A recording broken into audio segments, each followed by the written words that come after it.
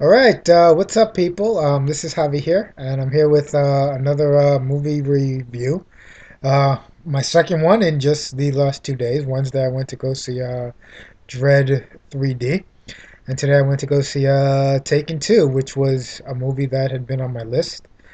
Taken 2 is basically the sequel to the 2008 movie Taken, starring Liam Neeson, Maggie Grace, and please forgive me if I mispronounce her name. Fikma Jensen. I never knew how to say her name well, but yeah. This is the sequel to the 2008 movie, and it's not bad. It's not great, but it's not bad. It's a fun, action chase suspense movie.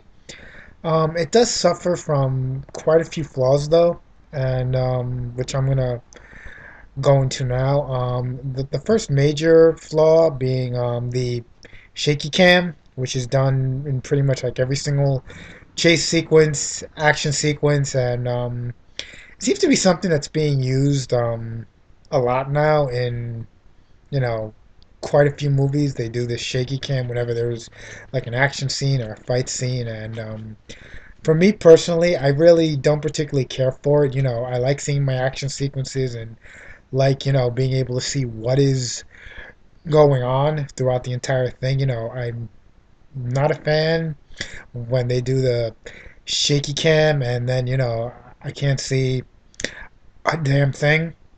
It really just annoys me. The shaky cam here thankfully wasn't too bad. I could still tell what was going on throughout all of the fight scenes, but it was still there, and it was still annoying. And while it didn't completely ruin my enjoyment, I just don't understand why they have to keep on using that technique. I mean, I could see shaky cam being effective if you're like trying to hide what's going on, maybe in like a horror movie, but part of the enjoyment of action movies is actually getting to watch the action. So if you're doing shaky cam, then you're not allowing the audience to see, what's going on, or you're messing with the scene. The action's not going to be very enjoyable. The next major flaw I think has to do with some flaws within the story itself. The first one being how exactly did this Russian mobster? I'm going to assume that he's a Russian mobster because he's played by that Russian actor who, whenever you basically need a token Russian, he is always that actor to play that character. So I'm going to assume that I mean, since they didn't have him change his accent, he talks with this typical Russian accent. I'm going to assume that he's a Russian mobster or Russian crime lord. And of course, for anyone who's seen the trailers, that his son was one of the bad guys who was killed by Liam Neeson's character, Brian Mills, when they kidnapped his daughter Kim in the first movie. So he's out for revenge. And it's not really explained exactly just how they tracked him down to Istanbul. We get one scene where he, I think, threatens and murders some guy, and then he pays off another guy, and then he knows he's in Istanbul, and he knows exactly what hotel he's working at.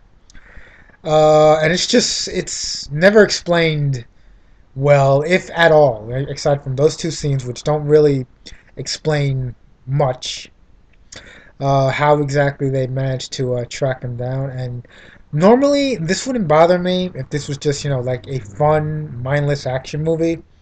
A movie like The Expendables or a movie like Machete, which are two prime examples of, just fun, mindless action movies where you can have like just lots and lots of plot holes, and it doesn't particularly matter because the movies are just in no way, shape, or form taking themselves seriously. This movie is taking itself very, very seriously.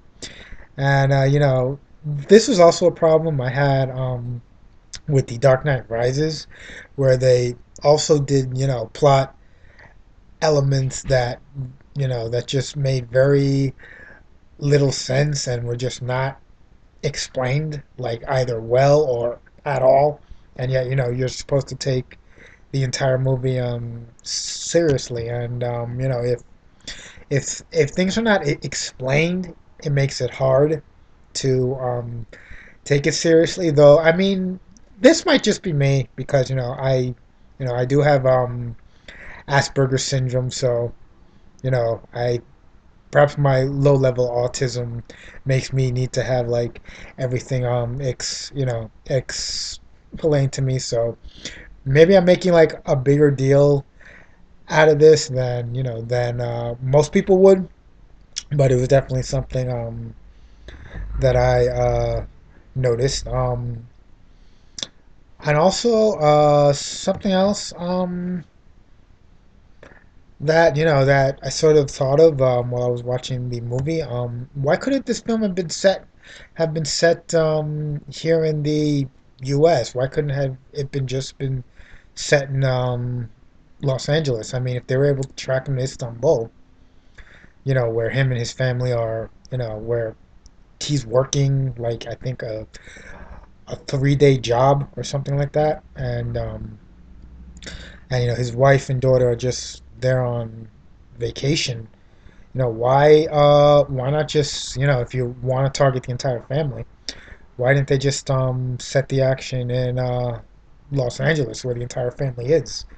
I mean, if this Russian guy has money, if he can pay people off, I'm sure he can come to the United States, and I'm pretty sure there's plenty of corrupt cops and corrupt individuals and gangsters, gangbangers here in the U.S. that he could probably pay off to kidnap Mills and to kidnap his wife and to attempt to kidnap Kim. I mean, this film could have easily been set in the U.S. It did it. I really don't think that had to take the action all the way to Istanbul, unless of course they feel well. We don't want Americans being paid off by a Russian mobster, which I don't know why, because Americans are no less susceptible to corruption than anyone else in any other part of the world. Corrupt is corrupt regardless of what country you know uh, you are in. But yeah, they chose to change the action to Istanbul, and as a result, I feel that that them tracking him down in Istanbul was contrived, that it needed to be explained just so much better. But aside from that, aside from the shaky cam, and I think that one major plot hole there, the movie wasn't too bad. I mean, the fight scenes were well done. The acting was pretty good.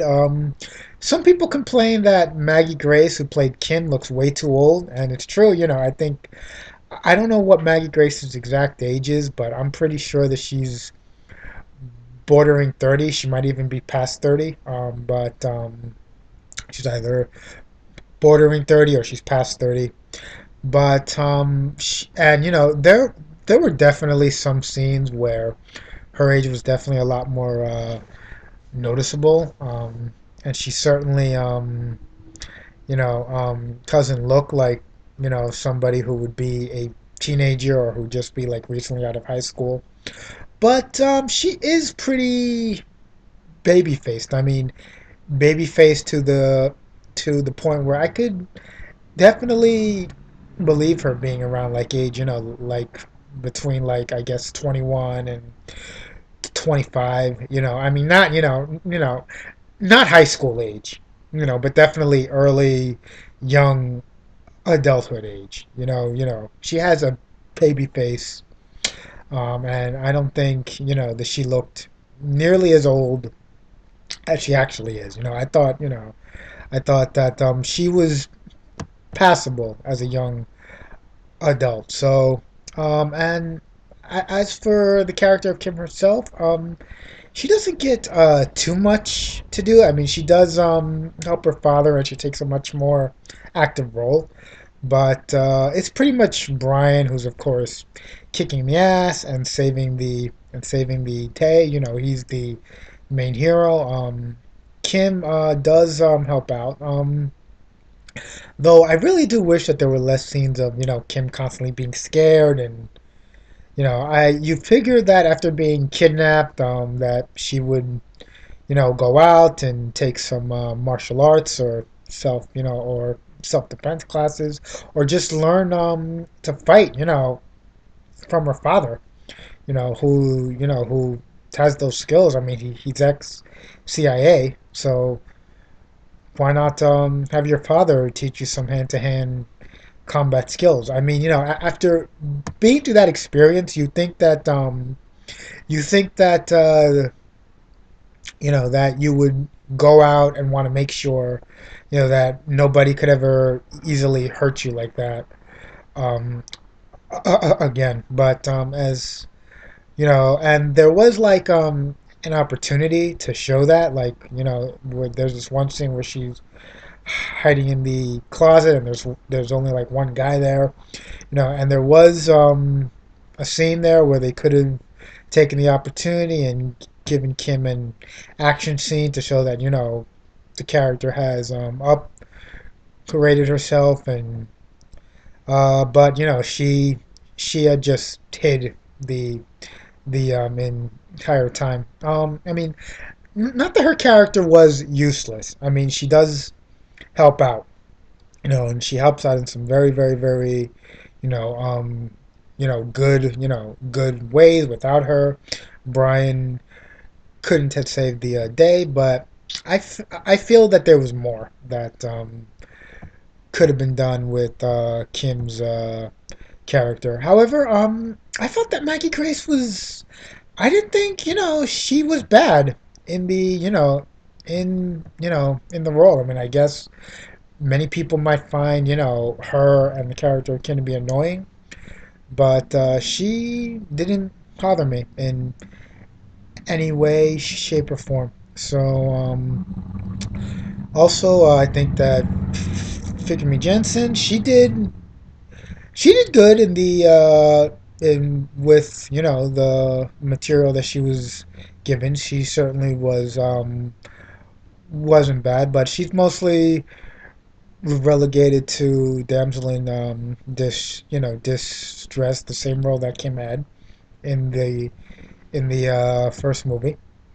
And yeah, but she does show courage at the end in the face of her captor, and she was happy that Brian uh rescued Kim, as I imagine any parent would be. Any parent, of course, wants the safety of their child first, unless, of course, they're a, a total scumbag. But I have to hope that most parents are not like that. That she did represent most parents in that situation, and that